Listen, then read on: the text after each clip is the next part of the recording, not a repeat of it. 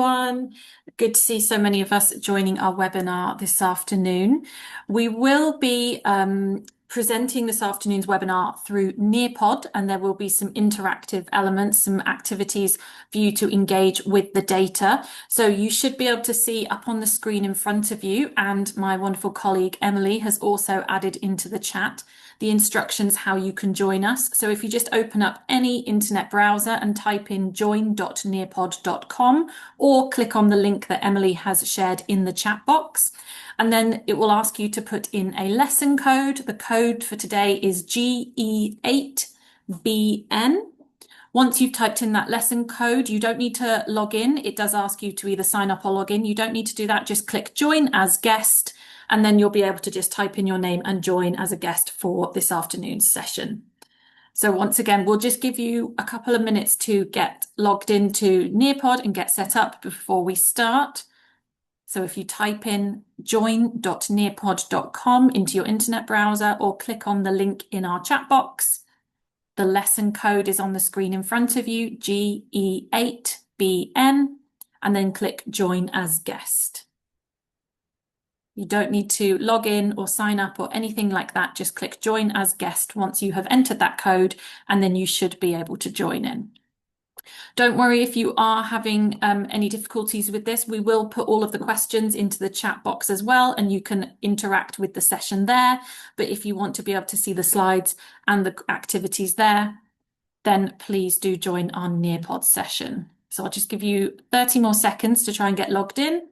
That's join.nearpod.com, and the lesson code is GE8BN. And you can just join as guest. There's no need to sign up.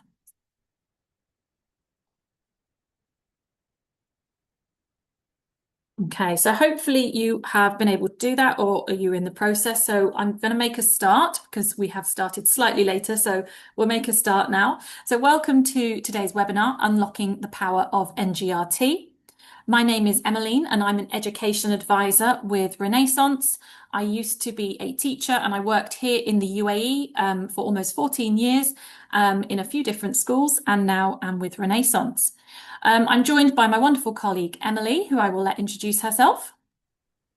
Hi everyone, my name is Emily. Hopefully you can all hear and see me okay. I am an international education advisor at Renaissance, have been with the company for a couple of years now, and I get to work with mostly schools in the Middle East, but really excitingly get to work with schools globally to help support them understand their data. I was a teacher for just over 10 years, so I like to think that I can resonate with you and understand how you're feeling in the classroom and how busy you are and what incredible people you are as educators. So we're really, really excited to have you joining us today. Thank you, Emily. And I'm excited to share we're also going to be joined later on in the session by Kemi, who is the SENCo at Royal Grammar School Guildford here in Dubai. And she's going to be sharing how she uses the NGRT data within her role. And I will let her introduce herself when she starts her presentation very shortly. So just before we start with today, a reminder of our mission at Renaissance, which is to accelerate learning for all children and adults of all ability levels and ethnic and social backgrounds worldwide. And we'll also have a look at today's agenda. So for today's session, we're going to begin by exploring the key data points available within the NGRT reporting before taking a closer look at how to analyse a sample class data set, and more importantly, what you should be looking for when you are analysing this data. From there, we'll consider some next steps for students and how you can make best use of our reading support pathway within your setting. And then to round things off, I'll be handing over to Kemi, and she will be sharing some of the fantastic work happening at her school. So just to start with, when you're reviewing your NGRT data, one of the most important data points that you will see is a student's overall SAS score, or standard age score. And this score is standardized, meaning it takes into account a student's age in years and months, and it compares their performance to a standardized sample. So you can clearly see how they are performing relative to their peers of the same age. Alongside this, you'll also see an overall Stay9 score. Within the SAS score, a score between 89 to 111 would be what we would consider within the average range for a student of their age, with 100 being our completely average score. A score of 88 or lower would be below average, and 112 and above would be above average. And as I mentioned, you'll also see that overall Stay9 score, and this is directly linked to the SAS score, and it groups your students' performance in sort of 9 broad bands, giving you a quick and accessible overview of where your students are working. So let's take a look at how this now appears within the reports. So here is an example of the data which is taken from an individual student report. On the far left side, highlighted here, you can see the student's overall SAS score and Stay9. So together, these 2 data points give you a helpful snapshot of a student's general reading ability. However, this is just the starting point, and it's really important that we don't focus solely on this overall score, because if we do, we risk missing the richer detail that is available within the reports. So the NGRT assessment is made up of 2 key sections, the first being sentence completion, which focuses on word and sentence level reading skills, and the second is passage comprehension, which looks at a student's understanding of whole texts. So as well as that overall score, you also see a Stay9 for each of these 2 sections, which is highlighted here on the far right. These 2 Stay9s are labelled SC for sentence completion and PC for passage comprehension. And this is where the data becomes particularly powerful, because it allows us to really drill down into a student's reading profile, identifying both their strengths, but more importantly, their areas where further support may be needed. Ideally, we would expect these 2 Stay9s to be broadly in line with one another. However, you may notice that for some students, there is a discrepancy between the 2. For example, in this case, the student has a Stay9 of 5 in sentence completion, which is in line with age-related expectations. But they have a Stay9 3 in passage comprehension, and a Stay9 3 is actually below age-related expectations. So this creates an uneven reading profile with a discrepancy of 2. And what this tells us is that while the student may appear to be reading at an appropriate level on the surface, they may struggle to fully understand and access text at the appropriate level. So as a general guide, we recommend paying particular attention to any student with a discrepancy of 2 or more between the sentence completion and the passage comprehension Stay9, as this is likely to be significant when analysing your data.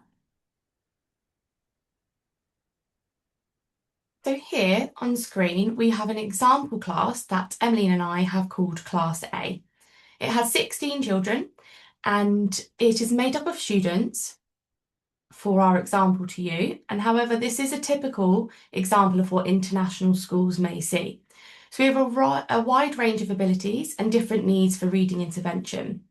So before Emmeline and I unpick this class and what their data is telling us, we would love for you to interact with the webinar and to answer 5 questions about this data set. These are questions we recommend you asking yourselves when analysing your own data. So in a moment, I'll pop student pace on Nearpod, and Emmeline will post these questions into the chat. So if you're not in Nearpod, you're still able to interact with this activity.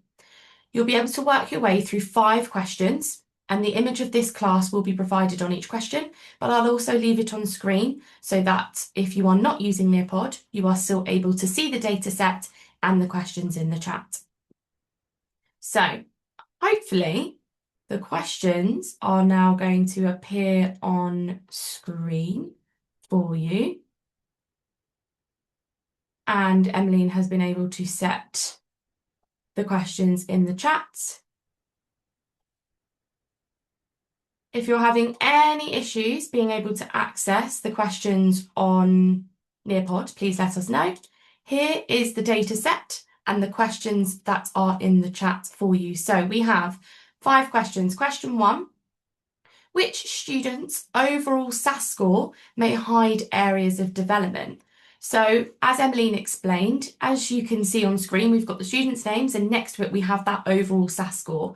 But as Emmeline's just spoken about, you can also see the breakdown of the Stay9. So we have the SC for sentence completion and we have that PC for passage comprehension. So thinking about what Emmeline's just said, we want to think about maybe not just focusing on that overall SAS score. Is there any further information that we can see on screen, that we can see within our reports, that may be able to help us understand which students in our class may be hiding areas of development? Our second question is which students need support with their decoding and language skills? So having a look at the same data set, who in on screen may be needing support with their language and their decoding? Which students may need support with comprehension? So again, having a look at the data on the screen, where is it flagging on the report that somebody may be having an issue? Who are those students? Question 4, which students' attainment is of concern? So who would, if this was your class and you were looking at it, who would be of concern for you? Who would you think, I need to give them some further help or support? And lastly, who needs stretch and challenge? Who there is doing really, really well? Maybe that's in line with what you would expect, or maybe they've even done better than you expected, and who actually now needs to have some stretch and challenge. So you've got 5 questions to work through. We'll give you a couple of minutes to do that. I'll leave the data set on screen before Emmeline and I unpick those.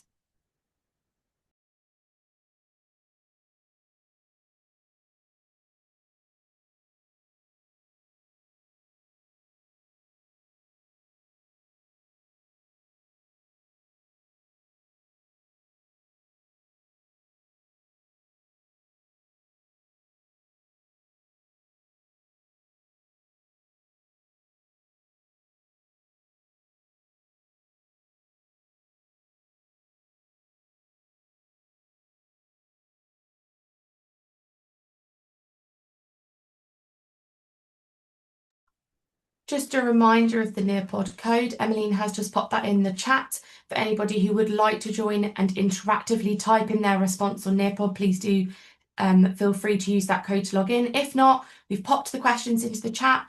As and when you're ready, please have a go at answering those questions. So which students' overall SAS score may hide areas of development? So not just looking at that overall SAS score, what other information could be key to help you to understand a student's score further?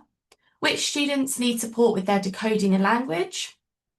Which students need support with comprehension? So almost the opposite.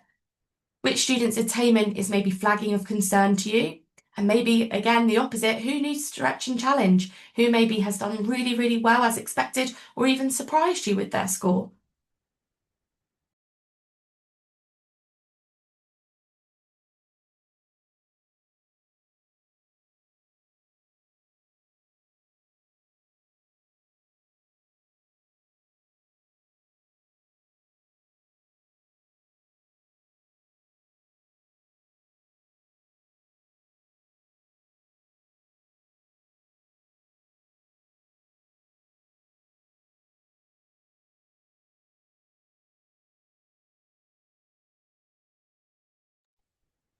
Okay, great. Thank you so much for engaging with those. I can see lots of responses, particularly on Nearpod, which is really great to see. We are now going to move through the questions and we are going to have a look at the answers. So hopefully we will get to see some responses very similar to what Emmeline and I are sharing. So thank you for engaging in the chat and on Nearpod. So we're now going to break down each of those questions and share our thoughts. Just to preface, there isn't always a right or wrong answer. So some of these questions are open to interpretation and context is key. So as you're their teacher, you will have that information that goes beyond just that data point.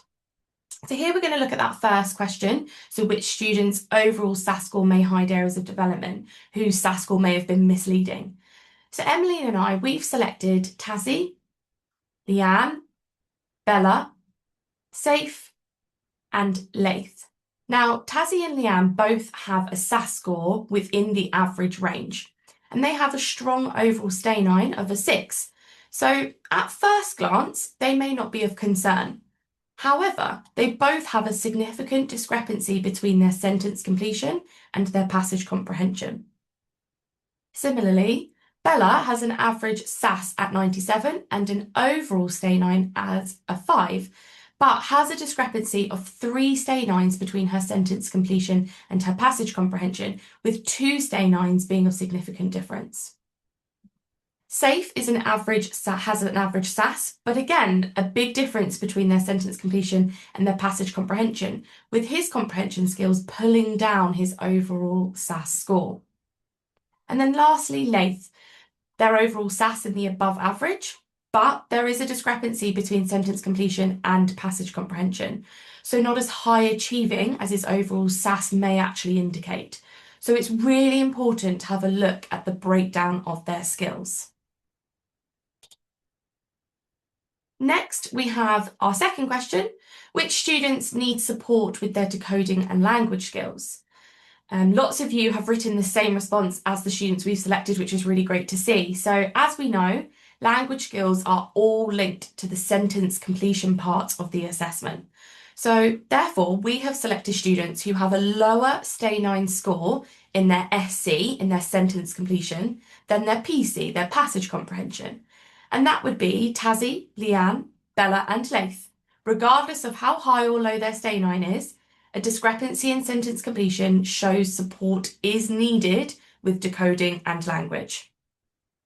We've also selected Omar as, although he's not flagged by the report, he has a below average SAS of 76 and a low Stay 9 in sentence completion of 2, so he's clearly needing support with those skills. To break that question down further, we've thought about how we can support with language and vocabulary. So here we suggest be useful with students like the ones we've highlighted. Now, some ideas are to expose students to a wide range of texts, including authors and genres, so not always reading the same style of writing or the same topic.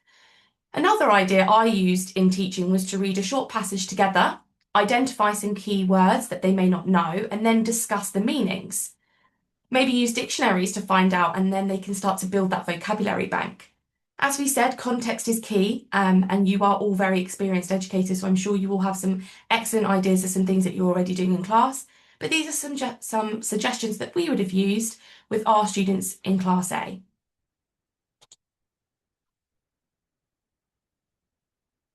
Now, speaking of those strategies, some of the best practice that you may have seen or that you may have used, we would love it if you would be able to either use our collaboration board that's accessible on Nearpod, or pop it into our chat, where you could share some strategies that you have used or some best practice that you have seen. It would be really lovely to be able to take away a new idea to use in your classroom or to share within your school. So what strategies have you used to support language and decoding?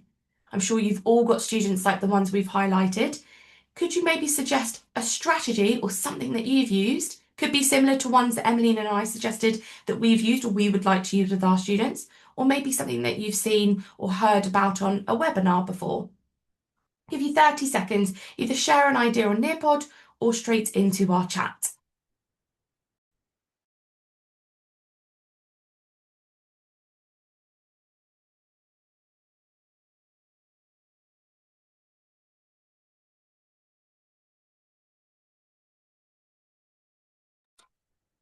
Great, I can see the suggestion of sentence starters. Thank you.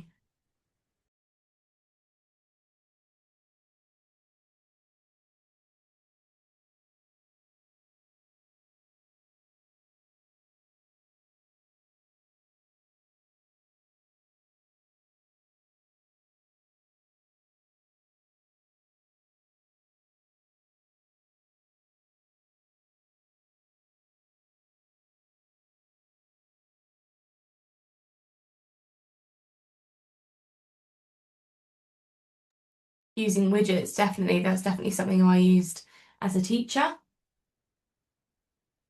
Give you 20 more seconds just to pop any ideas on the screen to share best practice before we move on to the next question.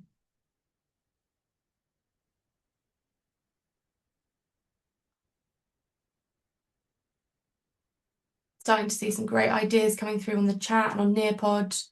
Love the suggestion for play-based language activities. And I would agree with what Emily said. Widget Online was a fantastic tool when I was teaching as well. Yeah. Lots of partner talk and partner reading is also really important. Well, yeah, great suggestion. Yeah, that peer interaction, love that. Okay, amazing. Thank you so much. So if we move on to the next question now, which was which students now need support with comprehension? So as we know, the PC stay-9, or the section on passage comprehension, is focused on the student's comprehension and understanding of the text. So because of that, we have selected Josh, Omar, and Safe as well for this section, because they are the students who have a passage comprehension, or PC stay-9, which is below where we would expect it to see. So you can see Josh has a passage comprehension stay-9 of 1. So we can see that even though his reading ability is slightly higher, there's clearly a lot of work that needs to be done focusing on that comprehension side of things. Omar, we can see, has an overall stay-9 of 2, so he needs lots of support with his reading skills in general, and we can see that will also include the comprehension. Safe, we have selected, even though his passage comprehension score is a 4, there's a big difference there from his sentence completion and his passage comprehension stay-9. So a sentence completion stay-9 of 8 shows this student has the potential to be reading above the expected level for their age, but what's actually holding this student back within their reading skills at the moment is their comprehension and their understanding. So if we really focus on that with this student, we can hopefully decrease that discrepancy they have between their decoding and their understanding skills, and we can bring up their overall stay-9, and this could then be a student that is actually performing above the expected level for their age. So just as we looked at some strategies that could possibly support with language skills, we've also started to think about strategies or activities within class that can support students who have an area of development within their comprehension and their understanding. One of the most important strategies that I always talk about when I go in to visit schools, and was something I was really passionate about as a teacher as well, is modelling thinking aloud. As teachers or educators, we are modelling everything for our students, but as students become older, it becomes less common that we are modelling how we think and modelling what we are understanding about this text. So when reading a class text, it's really important to stop and just model out loud what you are thinking, what you think might be happening, what might be coming next, how the characters are feeling, and showing the students how they can think. Another really good idea is that scaffolded practice of a range of different comprehension questions. So for example, my turn, our turn, your turn, giving students an example question, doing this one together, or modelling how to do a question, then having a practice together, and then giving students a chance to have a practice of this independently. So lots and lots of that scaffolded practice, showing students a range of different comprehension style questions and how they can answer them. And then finally, something that is also really important to look at is the individual student reports. Within the individual student reports, you can also get a table, as you can see on the screen in front of you, that actually breaks down the different types of questions within the passage comprehension section, and it tells you if there's a particular type of question that maybe your student is struggling with in particular. So you can see maybe whether they understand the retrieval questions and they have that basic understanding of the text, but maybe there needs to be more of a focus on inference and deduction. Maybe there needs to be more of a focus on that use of language. So really drilling down into what that particular student needs, and then you can go from there with how to support them. So just like we looked at for our sentence completion, we'd also like to think about what strategies you might have for your students who need support with their comprehension and understanding. So you can see on the screen, Emily has just shared another collaborative board. And this time we'd like you to share any strategies or any activities or anything that has worked well within your schools or your classroom about how you can support students with comprehension in particular. Again, if you're not managed to log into Nearpod, if you could add any thoughts into the chat as well, that would be fantastic.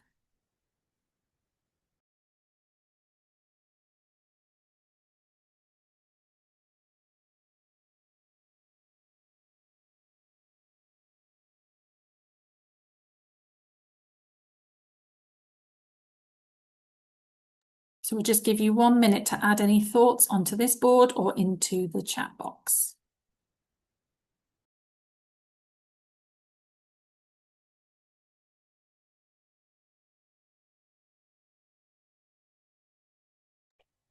I love the suggestion of a graphic organizer. Emmeline and I are big graphic organizer fans. I could see your eyes light up, Em, as that came up. I was like, yeah, me and you It's both exactly there. what I say, making thinking visible. That's exactly what I always say to schools. That's a fantastic idea.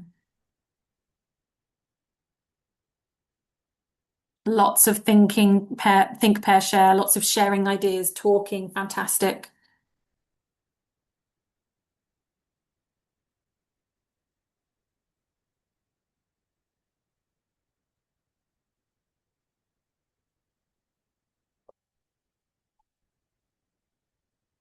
Chunking information into smaller parts is a really great idea. Giving students smaller sections of text, practicing questions together.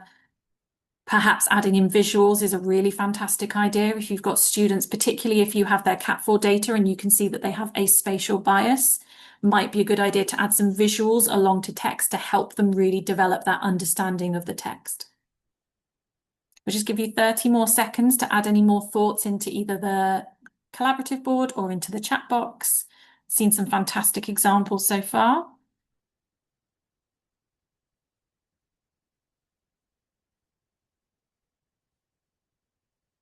I love this idea of rereading the same text with different purposes. That's a really fantastic idea. The more students become familiar with the text, the less they're focusing on just the decoding. I can really then focus on the understanding. So looking at it again with a different purpose and being really focused with how you're teaching that text, fantastic. I've seen schools do that before. They have different colours that they highlight. So the first time they read it as a class, they're spotting a focus, that's highlighted yellow. Great. The next time they read it, we're looking for a different focus, that's a different colour, that's a blue. So that's a really nice task. Really, being really focused with what you're teaching instead of trying to teach everything at once, really Agreed. narrowing down on what your skill is in time here. And making connections with the text, I think that's really fantastic as well. Okay, we're going to move on now just to look at our last two questions before Emily is going to share with us the reading support pathway. So our next question, with which students have attainment which is of concern? You can see we have selected these students here. We've got Josh, we've got Omar, we've got Robin, and we've got Demir. So you can see all of these, we see the top three, Josh, Omar, and Robin. They all have overall SAS scores which are below the expected level for their age. So remember, a SAS score between 89 and 111 would be what we would consider within that average range. And these scores all fall just below that. So these are all students whose attainment is not where we would like it to be for their age. And we really want to focus with these students on their reading skills. We have also highlighted Demir. Demir has an overall SAS score of 92. So he is just within that expected range of 89 to 111. However, 92 is at the very low end of this. So this is a student that we don't want to now not focus on. We want to make sure we are continuing to support him and we are really making that accelerated progress with him and making sure we're consolidating his learning and continuing to improve those reading skills. And then just as an extra on, we have added in these two students. When we look at their overall scores, so we've got Tassie and Bella here, their overall SAS scores are not particularly of concern because they do fall comfortably within that expected range for their age. However, the reason we have selected both of these students here is because of their sentence completion stay 9 in particular. They both have a very age-appropriate level for passage comprehension, but within sentence completion, they both have a stay 9-3. So within sentence completion, they're actually not yet reading or decoding the text at an age-appropriate level. So again, there needs to be a lot of focus work on that to make sure that their reading skills are coming up to where we would like them to be for their age. And then our final question, who needs stretch and challenge? So hopefully, again, this was a fairly easy one for you to spot. You can see we've highlighted here George, we've highlighted Seung, and we've got Marie here. All of these students have an overall SAS score, which is above the expected level for their age. So that means a SAS score of 112 or above.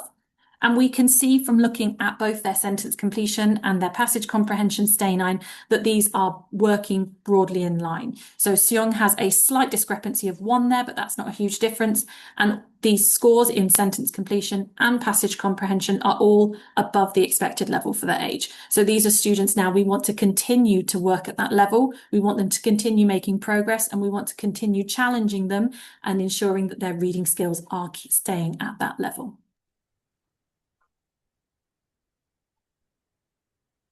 So as we said, these are questions that we would like you or would recommend to you to think about when you are analysing your data. You know, whose SAS score, their overall SAS, may straight away have been a little bit misleading and made you not really had thought that they're in a good position with their ability. And then actually when you've looked at their stay 9s and that breakdown between sentence completion and passage comprehension, actually there needs to be some more investigative work.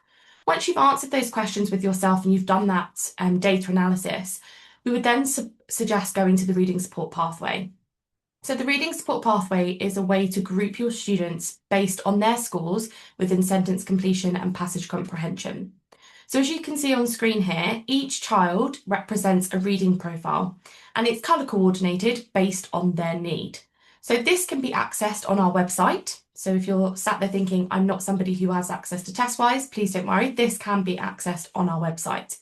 But also, you can also view it on TestWise in the interactive section on a group report. And what you will see in the group report, you will see your specific children plotted on this quadrant. So the one on the website is more generic. It is the generic reading profiles with the colour coordinated, so you can see based on their need, but the one in the interactive section is your specific children. So Emmeline and I have plotted our class on the quadrant. So here is our class A. We've grouped the students by their Stay 9 scores for sentence completion and passage comprehension, which identifies their strengths and areas of focus. So as we can start to see, there are some clear immediate groupings for intervention based on their specific need, making it personalised learning and support for the children. We recommend doing this with your own class or across a year group to start to look for not only intervention groups, but for patterns and trends. Does your lesson planning or teaching need to focus more on vocabulary and reading skills? Or maybe it needs to focus more on comprehension and understanding. We now would like you to take a couple of minutes to click into the reading support pathway, whether that be a link that's provided on Nearpod or a link that Emmeline's posted into the chat, and have a browse at the different profiles. Click into the coloured pictures, look at the questions to ask, and to look at some of the examples of the student stories. I'm sure they'll remind you as you're reading them of some of the children in your own classes. But this is a really good place to go for next steps. Once you've done that analysis and you're aware of which students need support with sentence completion and which students need support with their comprehension, you need to start to think then, okay, now that I know that, what do I do? And the reading support pathway is a really great place to start. I'm going to give you about a minute to have a look at that, and then we are going to move straight on to our guest speaker. So I am going to stop sharing my screen, as I'm aware that if you're joining us on Nearpod, you can still access that link and it is in the chat. And we are going to pass on straight to our guest speaker.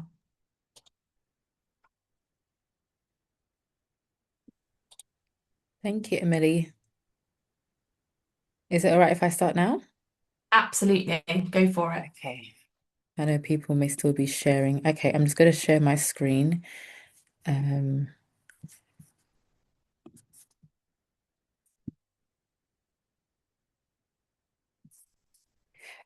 can you see my screen? Yeah, you're all good. Perfect, good. Good afternoon, everyone. My name is Kemi Oluyinka, and I'm the SENCo, the Senior School SENCo at the Royal Grammar School, Guildford, Dubai. And I'm going to be speaking to you about how we use NGRT data to drive inclusive practice. So, as Emily and Emmeline have gone through everything around NGRT and the importance of it and analyzing that data, it's important that we all know that it's more than just a reading score. It helps us to understand the reading age versus the chronological age, comprehension versus decoding, and any hidden barriers that our students may have, especially for girls who tend to mask a lot. So if students can't access the text, they can't access the curriculum. So that's something I just want to emphasize. And this barrier needs to be removed in order for the students to be able to succeed and thrive in school. So Emily and Emmeline have broken down the data for us and how that is done. And for a lot of our staff in schools, they may not actually have to analyze that data themselves. The head of department may do it, and that's when grouping and that's when grouping and different sets are put in place. So we have our standard age scores, we have our reading age, we have the stay nines, which we've already gone through. And then we also look at progress scores. And as a SENCo, when we're looking at students with special educational needs, we follow the SEND Code of Conduct, which is the assess, plan, do, review cycle, making sure that everything we put in place for a student to succeed despite their needs is actually effective and is working for them. It's appropriate for their needs. So what scores might look like in SEND learners. This will be different for different SEND learners, but in general, if we're looking at students with dyslexia, if they have a low standard age score below 85, they might avoid reading tasks or even reading out loud in groups. They might even avoid reading altogether. Slow processing and difficulty following instructions that are written instructions, but not verbal. If they have very low scores, this is where we can see they may struggle to decode words. There'll be poor comprehension and maybe cognitive overload when it comes to text-heavy lessons, such as English, geography, and history. Some students may have high decoding but low comprehension, so they are called word callers. They can read, but they don't understand exactly what they're reading. So how do we move from data to action as SENCo's heads of inclusion when it comes to our students with SEND? We have to translate the NGRT data into teacher practice. So as I mentioned earlier, the teachers won't always have to analyze the data themselves. It's down to the heads of department, myself as a SENCo. We look at that data and we look at where the students are, the classes they're in, the sets they're in, and then we inform teachers, how they could support that student in lesson. So we identify students below the threshold, and then we categorize their need. So is it decoding, is it comprehension, or is it reading fluency? And then we share that information with staff through their student profiles or department briefings or inclusion strategies that we share. So I'm going to go through with you a core strategy that we use from inclusion at RGS, and this is what we call our student profile. And a lot of schools have this. They might have pupil passports, student profiles, whatever you call it. It can be a bit different, but it kind of summarizes the same thing. So we create these profiles for students who have a formal diagnosis and also students with identified barriers who don't have a diagnosis, but they may receive additional inclusion support. And on their student profile, we include information such as their CAT4 data, progress data, their past data when it comes to student well-being, the strengths and challenges of the student, their personal goals and objectives, which we work with them on. We discuss with them, what would you like to achieve by the end of their academic year or even by the end of your GCSEs? And then practical strategies for teachers. And some of this also comes from recommendations from the official diagnosis, their report that gets sent to us from the educational psychologist. And the impact of these student profiles is that teachers know exactly how to adapt their teaching. So at RGS, we call it personalized provision. So what are teachers doing when it comes to quality first teaching to ensure that student is able to access the curriculum, is able to access the lesson, that student is able to make progress within the lesson and also over time. And we especially focus on this in English, history, and geography when it comes to text-heavy subjects. So how do we support text-heavy subjects from an inclusion perspective? We pre-teach vocabulary during pull-out sessions with learning support assistants. We use chunked text, so we like to break it down so students are not overwhelmed by the amount of reading they have to do, especially if they have low reading scores. We provide audio-visual supports, and we try to use that to help reduce cognitive load. We also use scaffold reading tasks.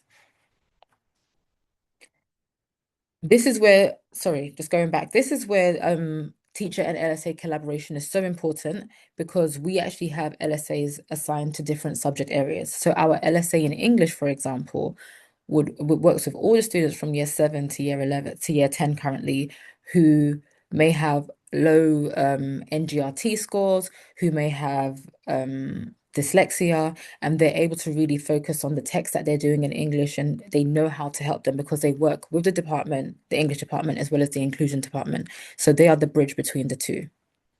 So we try not to lower expectations, but we increase the access by having our LSAs who are subject specific.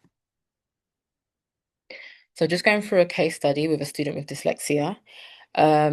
This particular student has a dyslexia diagnosis, just a barrier that's been identified. They had a very, very low NGRT score. It was significantly below the chronological age.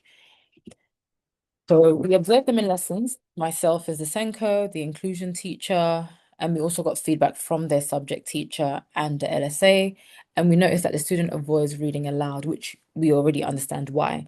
They struggle with Shakespeare text, and they have very low confidence. And something that I just want to emphasize is that when we do look at the NGRT scores, it's a starting point for the student, but it's not the full story. Hence why we try to do the observations and have that child-centered approach.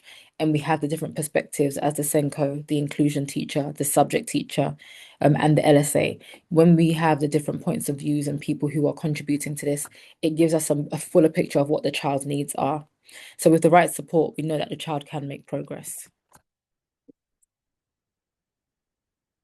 But our inclusion response is that after we reviewed this data, the NGRT data and their progress data, we identified the students' needs, and that is that they need accessible text. There was reduced decoding demand, and it increased comprehension support. So we use comic strips to explain different stages and processes in geography. I know we were talking about strategies earlier that we can use to support students. So a way to reduce that cognitive overload is by using comic strips. They're a bit more visual as well. And we also introduced Barrington Stoke, dyslexia-friendly versions of Animal Farm. I have a copy right here. Macbeth, Romeo and Juliet, and A Christmas Carol. So these books are really, really helpful as they are dyslexia friendly. And even students who don't have dyslexia, but they have low NGRT scores, they find it really, really, really helpful. Just to give you an example from an inclusion perspective, it also has the pages are in yellow. And that does help students with dyslexia because it reduces the contrast between black and white for them when they're reading. And as I mentioned earlier, we have an LSA linked to the English department who also looks at the NGRT data. They look at the students' needs, and they also provide pre-reading support, guided reading, and vocabulary scaffolding. The impact of this intervention after we put these different things in place is that we saw there was an increased engagement in English. And this was after, it was actually more than 6 weeks. It was about 8 weeks in total of having this intervention of the pull-out sessions and having that LSA support in class. They were more engaged, they had improved comprehension, and there was more participation in class discussion. Even if they didn't feel comfortable reading aloud as much, they were still able to understand the text, and from there they could contribute into, to Q&As and group discussions. And they had less anxiety going back into class because they had those pull-out sessions, but the pull-out sessions mirrored what they did in class, so they weren't missing out. And the teacher, they found that the student could access the curriculum the same as their peers, and that is the whole point. So I just want to say, the journey may be different for each student, but the destination is the same. We want them to all be able to access the curriculum, access the text, know how to read, improve the reading fluency and comprehension and decoding and so on. When it comes to the role of our LSAs, they use targeted support. They use targeted support using NGRT insights. It's not just about helping, but it's about structured reading. So now that we have that NGRT data, what are we actually doing with it? What strategies will really help? New strategies, as well as reinforcing previous strategies that some teachers may not be consistent with, and building that independence, because we don't want students to rely on LSAs forever. They will grow up, they will, do their GCSEs and A levels and so on, go into the working world. So how are they able to advocate for themselves and use the strategies and the skills that we've taught them outside of the classroom? And when it comes to whole school impact, using the NGRT strategically, what we have found across inclusion and humanities and English, for example, there is better quality first teaching because teachers are using the student profiles to inform their practice. They don't have to go through necessarily looking at all the data and having to break it down. It's a bit different in primary, but in senior, because they're subject specialists, we're able to give them the information that they need to support, to plan their teaching and to support the students in class. There's consistent support across departments, especially in English and humanities, text-heavy subjects. And we have early identification of need when we're looking at NGRT scores, when we're looking at their needs, when we're looking at the PT progress test as well in English, maths, and science, for example. And we're able to improve student outcomes across the whole school. Some key takeaways I'd like to share for teachers is know your students' reading data. So of course, I know we don't always have enough time as teachers. I've been teaching for over 10 years as well, and it's similar to Emily, and I know we don't always have the time to break down all the data. So that's why we try to do that part of the work for them. We've broken down the data, we've added it to the student profile. So it's easy for you to read and know, okay, that NGRT score's a bit low. What can I do in my class to help? We adapt and not simplify the curriculum because the students still need to be exposed. We try to teach from the highest point and break it down, but we don't want them to miss out. So we adapt it, not just simplify the curriculum. And we use the student profiles actively. It is a working document. It is not just made at the start of the academic year and then we don't go back to it. It is edited and updated every so often because things that may have worked in term 1 might not work by term 2 and term 3. So we need to make sure that the student is involved in that process and the teachers know what is working and what isn't working. And what may work in subjects like science might not work in subjects like English. And then I would also want everyone to reflect and think about, can the student access the text that you are presenting in your lesson? I'm sure there are some times where we look at students and we can see they're scanning the book, they're scanning the text or the words, but they're not actually reading, they're not taking it in. So reading is the gateway to learning. And as leaders, SENCos, heads of inclusion, as well as teachers, our role is to turn that data into action. I was someone who was not necessarily big on data. I did not like analyzing data. However, it's something that is needed so that teachers can access the student profiles and know exactly what they need to do to support students. And then it allows us to support teachers with clarity. So once you have that NGRT data, once we have the progress data, once we have the student profile, what is it that you need to do consistently to support that student? How do I support teachers to support that student? How do I support my LSAs to support the students when they're having pull-out sessions or in-class push-in support as well? And looking at the NGRT data, the student profiles, it allows us to ensure that no student is excluded.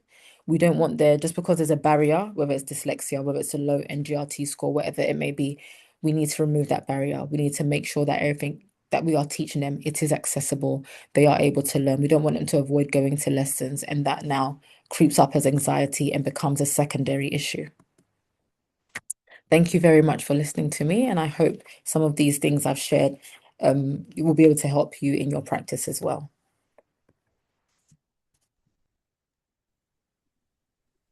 Thank you so much, Kemi. That was amazing. So thank you.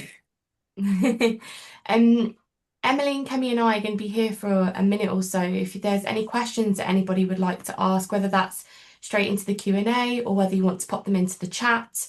I'm also going to share my screen one last time and pop up a collaborative board where we would love for you to be quite reflective at the end of our webinar.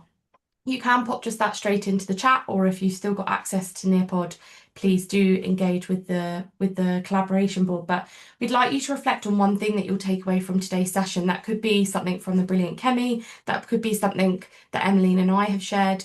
But we'd love for you to take a minute to reflect on today's session and write one thing that you would take away from today.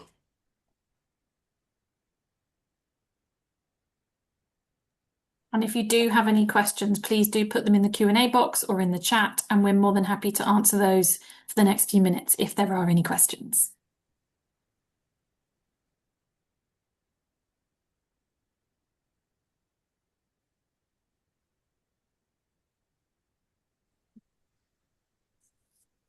Brilliant. Thank you so much, Emily, Emmeline, and Kemi. We really appreciate your time. Thank you everyone for joining today. I have just put the survey link in the chat, but it will pop up when you close today's session. So if you do have a minute or two to give us some feedback at the end, please do complete that survey. As we said, we are just sticking around just for a few minutes just to see if we get any questions in the Q&A. If you have no questions and you'd like to leave, you can press the X at the top or leave the webinar. And just take this opportunity to thank you guys for joining and our special guests and our speakers today. Thank you so much for joining today. As I said, we will just stick around just for a few minutes and we'll just see if we've got any questions coming through.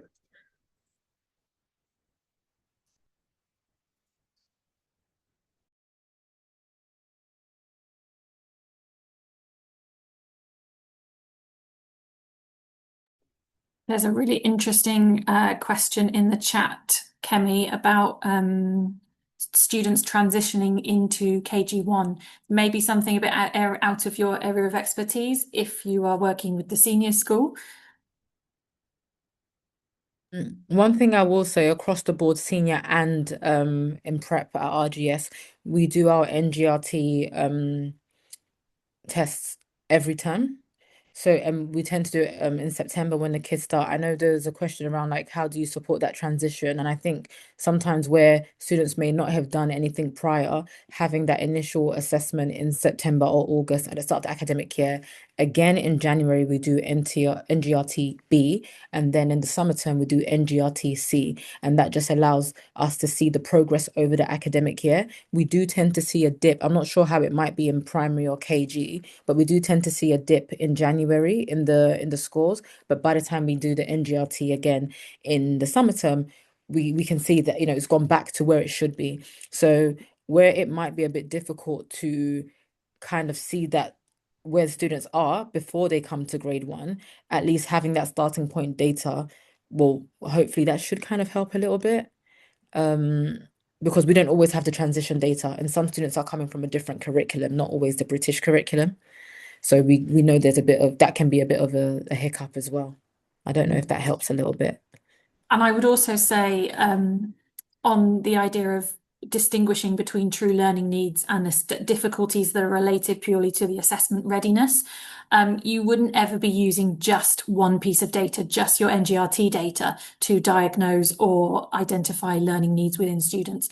This is where it's really important, as Emily said at the beginning, context is key. The teacher's knowledge of these students, especially in the early years, KG age, the younger students, what teachers are observing in class, what their knowledge of the students is, how they're seeing them interacting with other students, how they are seeing them perform within their small group work or their activities. I think bringing all of that data together will really then help you to distinguish whether there is something you need to investigate further or whether this is purely that they are not quite at the point they're ready for a formal assessment of this kind. So it's bringing all of the data together, not just using this one piece, I would say. And it's also the LSA support. There are certain things that LSAs can pick up on, learning support assistants and TAs that I'm not saying teachers won't pick up on it, but because they have those small group interventions or they have that one-to-one, there are certain things that LSAs do pick up on and that they can feed into, you know, the feedback that you need, the data, the qualitative and quantitative data that you need to really support that child. Yeah. Thank you, Kemi. I hope that answers your question. Excellent. Brilliant. I think we don't have any